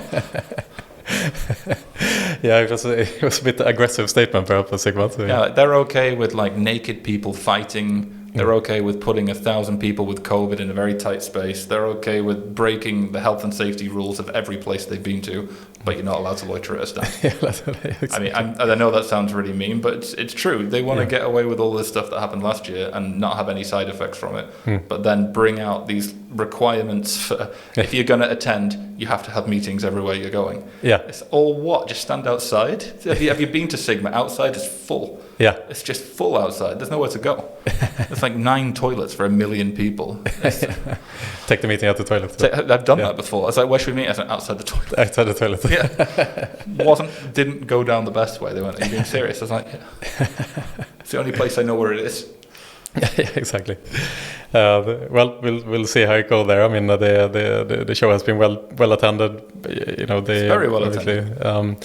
My question mark is with Sigma is always the same, which is because there are so many people outside at Sigma, and kind of much of the conference is based on the fact that it's a kind of like a hybrid inside-outside version. Yeah. What happens if it rains? You know, because the I've been waiting for this. Yeah, because I mean the attendance numbers say on especially day one inside it's packed, right? So you have kind of 75% of the delegates are inside, 70% are inside, and then something like 30% are outside of the tent. And if it would rain, I don't know if you'll fit the people inside. I don't think even health and safety wise you'd be allowed. I mean, not that they care that much about that, but I mean it's risky. I've been waiting for it to rain at Sigma for a long time. Every single time I go to Sigma in the past, it's been 25 degrees, and I'm regretting the clothing that I'm wearing, and I'm wishing I was just an affiliate in a t-shirt and shorts wandering around going like, yeah, it's cool. But that's a good reason for being in the office. Yeah. We have coverage. But no, I think the weather forecast looks all right for it, but I would love to see it rain for an hour just to see what happens. Like, will the infrastructure hold up? Can the taxis still get into Tali to pick everybody up? Yeah, exactly. Because if you leave there too late, you don't get home till 10 o'clock. Yeah, that is a bit the issue. I'm a bit like concerned what would happen if it would be if they would be unlucky in that regard, you know, because there isn't really a plan B. That is the difficulty out there. The Joker from Dark Knight in me wants to see what it happens, just to see the chaos. You just want to see the world burn. Just want to see it burn. Yeah. Just for 5 minutes. I don't want to have any lasting impact. I just want to see what it looks like to have 25,000 people rush into a space built for 2,000 people with naked people dancing around it, like that kind of thing. That'd be great. I heard as well that that Sigma is expanding this year's one out to the neighboring fields. Yeah, they built some kind of structure. Like an entertainment area of thing. Yes, there's a second structure which is for expansion of the conference itself, or the exhibition itself. So there's more stands kind of thing. But what I heard, I don't know if it's the case, but it was one of the suppliers that told me that Sigma is also expanding into the fields for a more like kind of. How would you call it? Like more like entertainment area where you can kind of have a couple of beers or kind of hang out in the park. Like the festivals they have out there, like a bit more of a kind of like that. That's a cool idea. But yeah, nonetheless, I mean, we can speculate and so on and so forth. But the fact of the matter is that since 2014, Sigma has gone from strength to strength. The event is growing. I mean, it's a fantastic show. We do a lot of business there. For us, it is probably the most important show of the year, and for others as well. And what Sigma does really well is the fact that they are able to attract a whole different demographic of exhibitors. So like we go through the exhibitor list and there's like many companies you've never heard of. There's a lot, but this comes down from, I think, Emman's contacts with all these industries that none of us know much about, like crossover crypto payment people. Yes. For this stuff, it's cool. My only issues is with the logistics and of the respectability to the attendees of it from last year. Yeah. And for us, for like a white label casino company, I think it's less of one of the bigger ones, because people here we don't need, but for you, obviously it makes perfect sense. Yeah, that's why there's two or three different demographics for every show. Yes. Like ICE is probably one that attracts everyone. Yes. Along with, I mean, probably Vegas, but then the other two, you've got the ones for affiliates, you've got the ones for casinos. SBC is now trying to be the new ICE. I would say they have these different rooms for things. I mean, the Molly Bloom talk was cool. That was full. Like she came to our stand and threw the beanbags. You've never done that. Yes, I did. Did you? Yes. All right. Yes, I did. Very good at it then. Well, I hit the first one and then I screwed up. I got too good confidence and I screwed it up. There's a new game coming for ICE. It's going to be so much fun. We're giving away tickets to Wimbledon, I think. Oh wow. Yeah, everyone wants to go to Wimbledon. So what is better than throwing a bag at a target? Watching Molly Bloom throw a bag at a target was fun. I mean, she was not very good, but she didn't have any practice, and she apparently was very jet lagged. But no, it's always run by random lucky people. Yeah, it's just pure luck if you win it. Yes, but it was created for this reason. So I mean, I came up with it randomly throwing a ball against the glass when I was stressed, and thought I could do this at ICE, and then just came up with the whole. Because there's nothing that's... It's kind of like... everything's digital. Yeah. There's nothing analog. Like, this is the only analog game you can play. Yeah. It's almost like the Isaac Newton moment where the apple falls into the hand. I mean, the Phil Pearson, you had hits me on the head. Yeah. Yeah, the ball came back and hit me on the head, and I thought, this will be fun. Exactly, yes. But I messed it up for ICE. Like, the design was terrible. But we've changed it now. I think the next one might involve ducks. So... Oh. I know no one cares about this, but we have the busiest stand at every gaming show because there is a queue to play the game. Yes. In fact, they don't want to come and buy anything from us. I mean, who would? But I'm not here to sell. We're busy.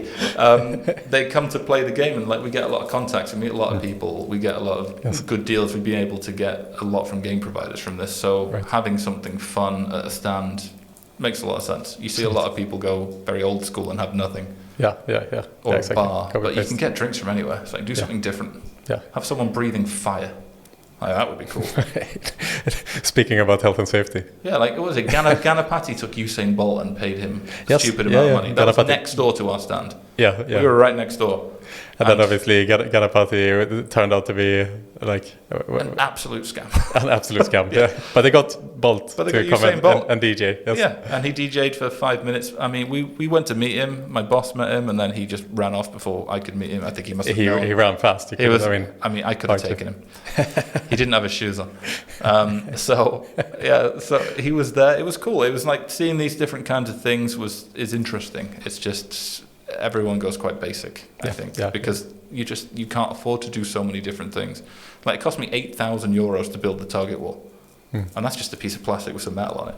So imagine what people are spending to ship all of this stuff around. This is the reason why I think online stuff is going to be a bit more prevalent, and we'll see less exhibitors to gaming shows. Look at it, it went full circle for you. Yes.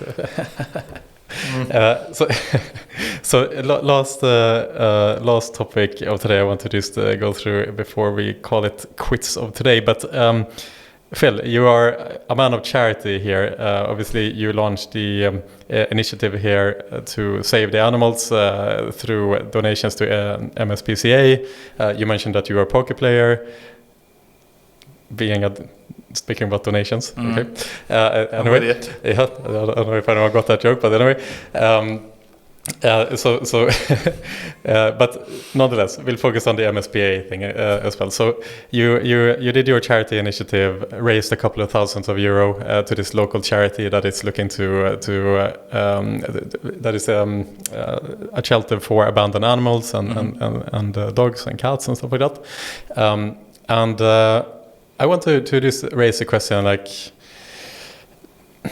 the iGaming industry has been accused by many charities who don't allow gambling companies to donate to them. They have been accused of whitewashing.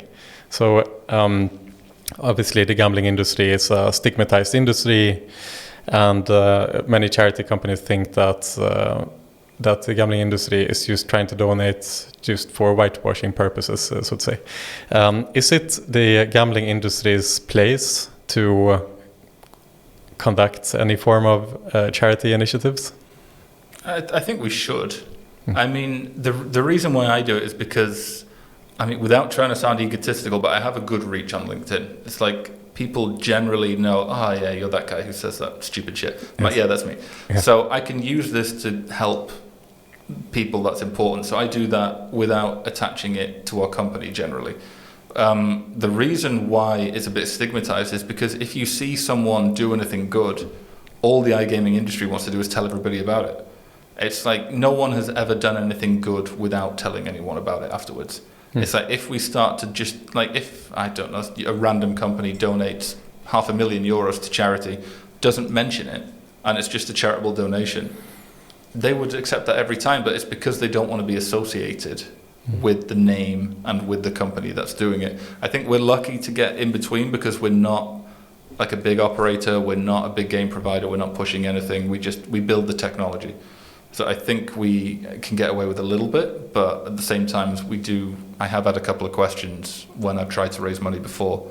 Like last year I raised €4,000 to get a kid who was dying of cancer over to the Playmobil factory when he was able to fly, which has only, I think, just happened now, or about to happen. And that took a year to get him over. But we raised the money for that only on LinkedIn. And they accepted it because it's a person. But I've tried to raise money earlier this year for a company and they said no. Yep. So it is stigmatized and we should find a way around that. But how? Yeah. Because if it's only good if you can use it for marketing is the view of a lot of people. Yeah, exactly. I mean, but you used to do it though. You did it for I can't pronounce it in Maltese, but the old president lady. Yeah. That was at the first Idol I was at. But you didn't really make a big deal out of it. No, I mean we made the refugee question our question when the like at the peak of the refugee stream from Northern Africa took place in like the mid 2010s. The president of Malta at that time, Marie-Louise Cuaracao. Yes, I say that's a handful. +2 Maltese points for you. Yes, thank you. She made that question her main question as the president, and she should have all the credits in the world because in Malta the refugee question is it's polarized, let's say, and most of the island is very against kind of the any form of taking care of the refugees, taking in the refugees, and so on and so forth. This is an island culture, and they are very protective over their culture here, but.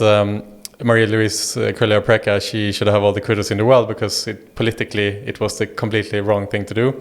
But she believed it in her heart that every person and every human being, every life is one life, and she made it a point to entice people to donate to this cause. And so we hosted a couple of events together with her where we involved the iGaming industry to get donations from the industry into some of the initiatives here. There was an organization, an NGO called Cobin. They made it their mission to integrate refugees into society here. So they taught the refugees English. They took them on kind of cultural tours and made sure that the refugees could have a path into the workforce, essentially. And so super cool initiative. And we did a couple of events with them and the president. And I hope we can start doing it again. It's been a bit crazy times lately, and I guess these are bad excuses, but I hope that we can do it soon again. And No, it was really cool when you did it. It's like you see people do small things, but you don't really see people do that much. But I try and do mine aiming it at people, like Tim Heath, like legend. He donated money personally. Didn't mention it. He hasn't mentioned it to anyone. He didn't mention YOLO or hashtag it or anything. Absolutely. The Casino Grounds guy gave money. They didn't mention Casino Grounds. It's like the people. This might be a bit confrontational, but generally in iGaming, everyone is overpaid. I mean, if you're I came from the UK. I was like good at sales, and I was selling telecoms, broadband, utilities, and the basic wage was like 25k. Yes. And the commission was good, obviously, but you get it if you sell it. You come over here, and the basic wage for an account manager at some places is 50k. And that's for junior. And you're coming in and you're like, Jesus Christ. It's like, okay, you see some, like, I know a senior salesperson in Malta who cleared nearly 300k last year. Oh my God. And he's not a head off position. He's really good at sales. Jesus Clearing Christ. 300k. Put that in the UK, you'd make 50 or 60. So I aim mine at trying to focus on the people who make a lot of money and might be not really greedy. Yeah. So who might give a little bit away. So that's where it works. You donate, obviously, because you're a legend. Tim Heath, anyone in this office, all pretty nice. But there's just so many people that like read the posts that don't do anything. And it's just, I'm trying to slowly get through to them, because if I just get a few of them to donate 0.1% of what they earn in a month, that can clear the 50k I'm going to try and raise next year. Right. Let's talk about that. So you have the 50k target for MSPCA. So the MSPCA is opening a new wing. So they own a long piece of land in Floriana, opposite some big gaudy Maltese building where they do Department of Pensions or something. And they're basically getting a little bit of a car parking space for people, and they're opening up a bigger wing for dogs, because they only have 12 spaces for dogs, because they're not like the kennels you see on TV in these documentaries. They're really quite spacious. Like I could fit in one walk around and throw a ball for a dog inside of the kennel. It's that big. But they have space to run around in. And they can only fit 12, so they obviously can't rescue that much. And they work with the animal people, the police in Malta, that will rescue the animals and bring them. So they're opening up a bigger wing to allow for more larger animals. And then I think their plan is to open like a daycare facility. So if you work in Valletta, you can drop your dog off at the like cool daycare place for dogs, and they will look after the dog for a few euros a day, because it's a charity. So they're funding building that. I think it's going to cost them 80k, they said. I was speaking to the owner lady there. So I'm going to try and help them raise 50k next year through a variety of interesting things. From me just droning on about it on LinkedIn to I might do some kind of Pierre style run across Malta or something, and I'm super in shape secretly, but or just come up with some different inventions over the year, and then do like a big Just Giving page, and then donate the money at the end, because the problem with Maltese Charities, you can't have a Just Giving page or a Facebook giving page. You're not allowed. I think the FIAU listing had something to do with it, maybe, but you can't sign up for direct donation. So I have to collect it and then give the money distribute over. it. So luckily, I mean, they give receipts and everything, so we're good. But it's just a messy way of doing it. But I'm going to try and raise them 50k in a year if I can. And then I would like an iGaming Idol award for being a legend. Please. Exactly. Okay, please don't. We'll do the charity award of the year. The Phil Pearson Charity Award. Yes. Just give it to me in the alley behind it. There you go. We have a couple of extra trophies here, but I've seen them. You never know when we have a nice meeting, and here's a trophy. Taking my second participation one. Yes. So keep an eye open, essentially, on the LinkedIn updates for the next. I'm going to try and make it fun. Like I might like run a charity pub quiz. I'm going to try and speak to a couple of places to let us use their location. I've been trying to do weird awards for a long time, but I've even bought a domain. It just takes too much time to do it. We're going to come up with a couple of things next year and try and hopefully get close to 50k. But if anyone's listening who has too much money and wants to try and channel their inner Tim Heath and donate some of it, and Pierre, then please do. But next year, so save it. Well, there's a lot of people with money in this industry. Exactly. I mean, 380 million in the bank. Are you going to miss 50k, Ivo? I really, please. Be like the little cat in the memes, just like this. Exactly. Just going to turn up at Ivo's office with a message saying Todd. Please. Final question for you, Phil. If you would summarize the iGaming industry in 3 words, what would those 3 words be? The whole industry? Yes, sir. Oh, that's not my 3 words, but the whole the whole industry. Great, thank you. Thanks. Good night. Innovative. Sneaky. We have to get around the rules somehow. And capitalism. I like it. That's a good summary. I mean, we're innovative, but in a way that's kind of selfish, but at the same time, some people aren't. So there's different aspects to that. I like it. Read into it what you will. perfect way to round off the podcast today. Phil, it's been an honor to have you here as my very first guest in this studio. Thank you very much. And looking forward to have you back here again. And thank you so much for your time today. Thank you so much. All right. Whoop, whoop.